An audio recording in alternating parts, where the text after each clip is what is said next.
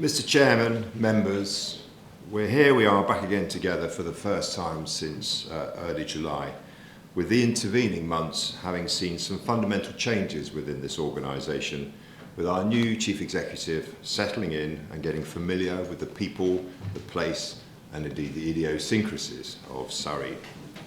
So, welcome to your first council meeting, Terence. We're delighted to have you with us, and I can already sense the positive impact that you're having even just 7 weeks into the role.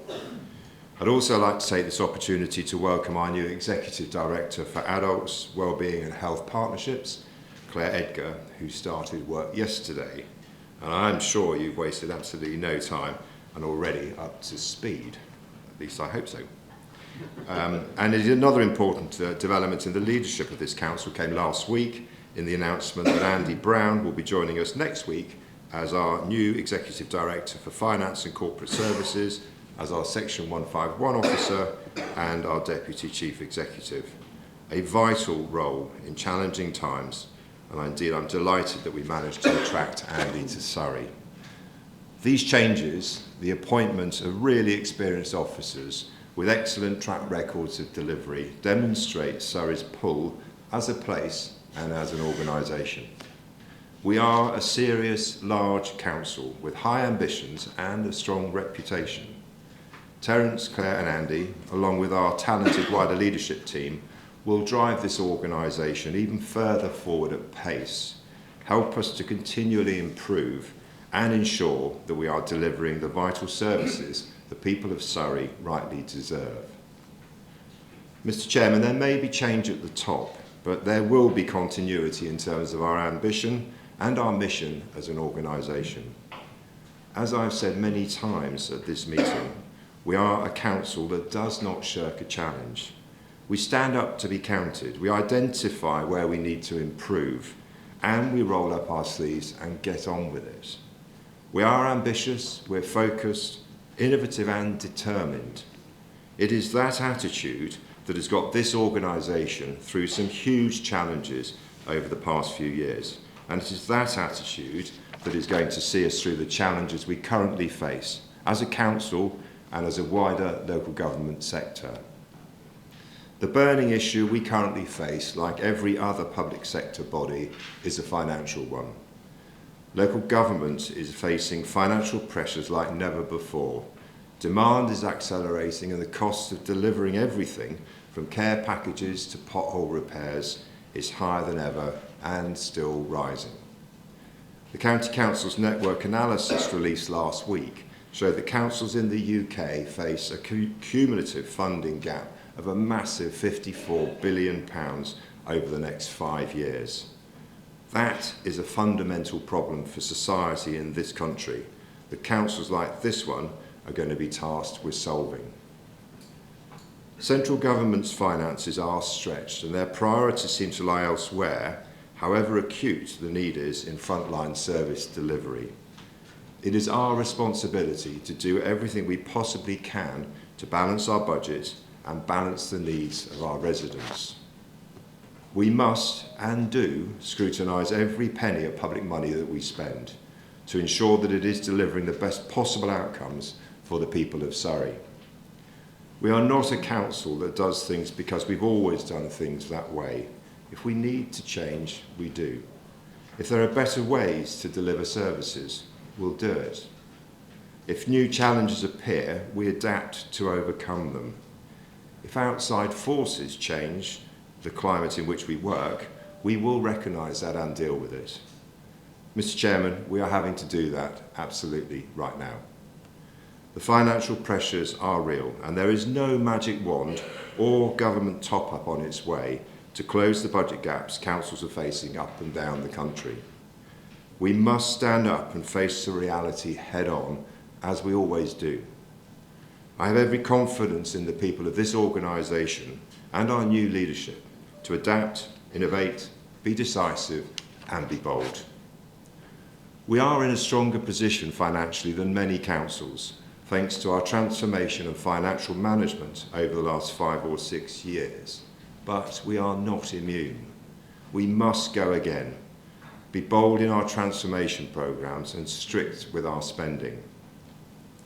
But we must not lose sight of what has enabled us to improve as an organisation to this point. Ambition and focus on our guiding principles, supporting those who need us most and ensuring that no one is left behind. That means that difficult choices will have to be made across services. Things have to be done differently, or in some cases not done at all, where they are not a priority. Government will have to support councils in a programme of reform, ultimately providing the investment and incentivisation to drive preventative activity and provide the resources to deliver early support and intervention. No council can do this on their own, but if we don't innovate, we will simply be councils reduced to delivering basic statutory services. Our residents deserve more. So we will continue to lobby government for flexibility, for greater devolution, for statutory reform across the system, and push for fiscal devolution. And more of that in a minute. For our own part, we'll embrace technology, we'll drive out inefficiency, we'll operate as one council with collective responsibility for our budget and our objectives. The public trust us with their money. We must be extremely careful with it and ensure every penny is spent appropriately. We have a responsibility to be sustainable and ultimately still be here delivering services long into the future. I know that we can do this while still improving as an organisation and still improving outcomes for residents. We've done it before and we'll do it again because we have good people with bright minds and the right attitude, officers and members dedicated to public service and to belief in Surrey. That bold thinking and ambition must not be confined to this organisation, however. We must encourage others to be bold and to look outwardly for opportunities to be more effective and efficient together.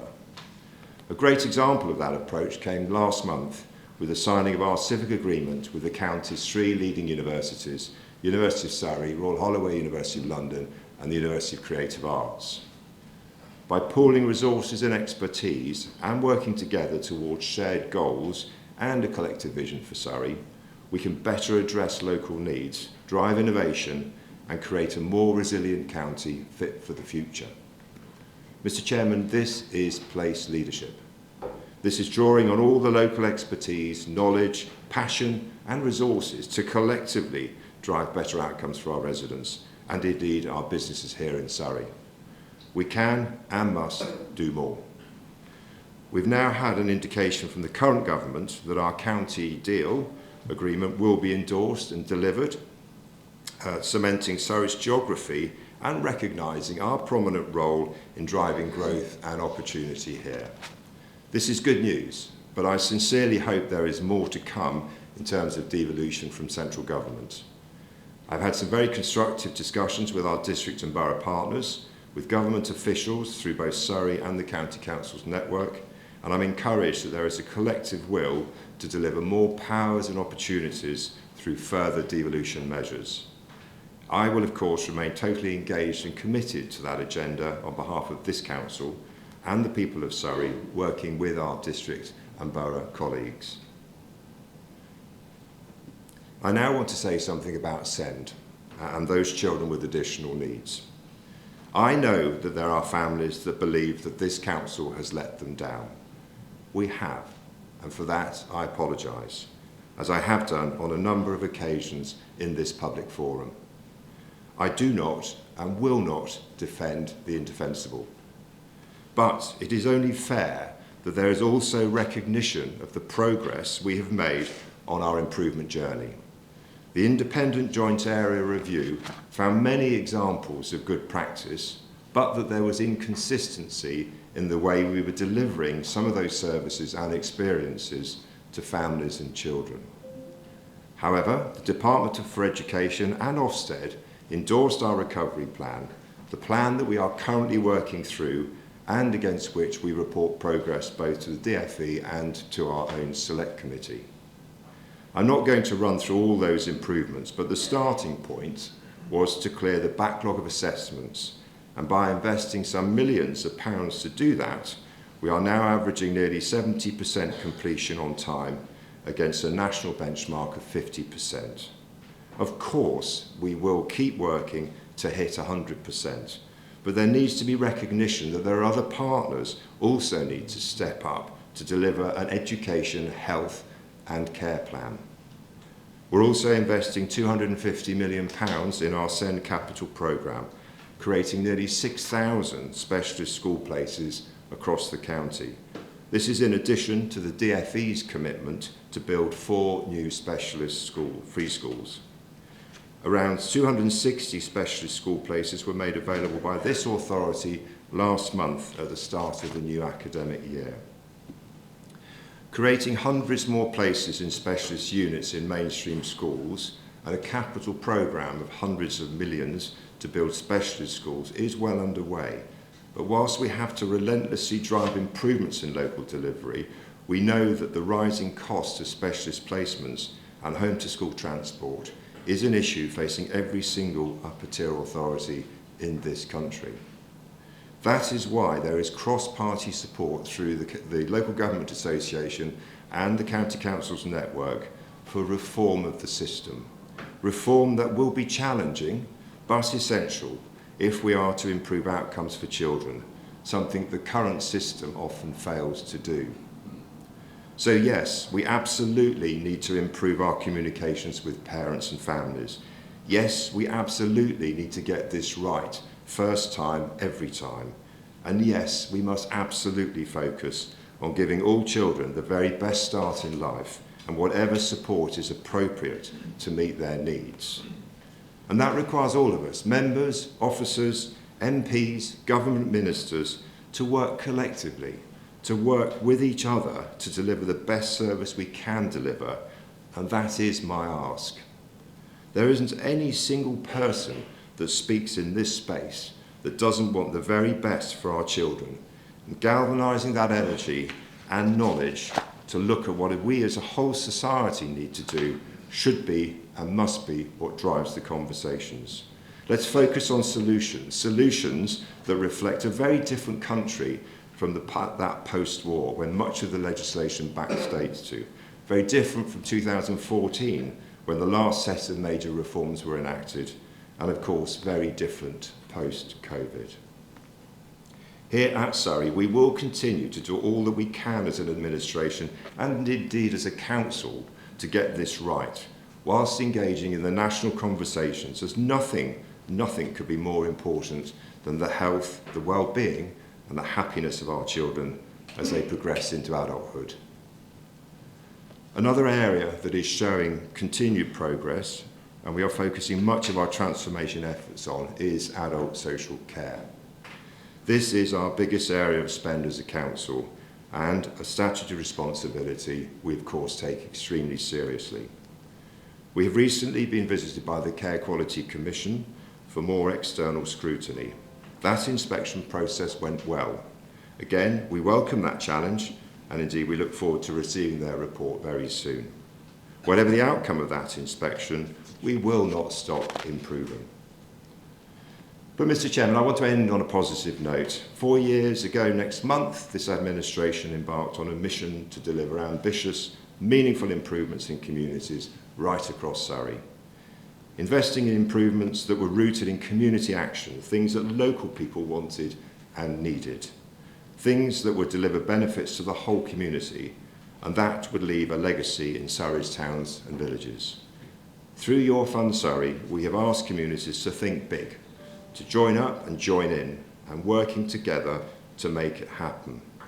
And make it happen we have. Swimming pools, tree planting, community cafes, shops and gardens, football, cricket, rugby, gymnastics and other sports facilities, new village halls, inclusive playgrounds, scout huts, wildlife centres, creative arts facilities. Your fund, Surrey, has delivered. We've given local communities over £20 million across 45 different projects, all having a demonstrable and long-term impact on people's health and well-being and quality of life.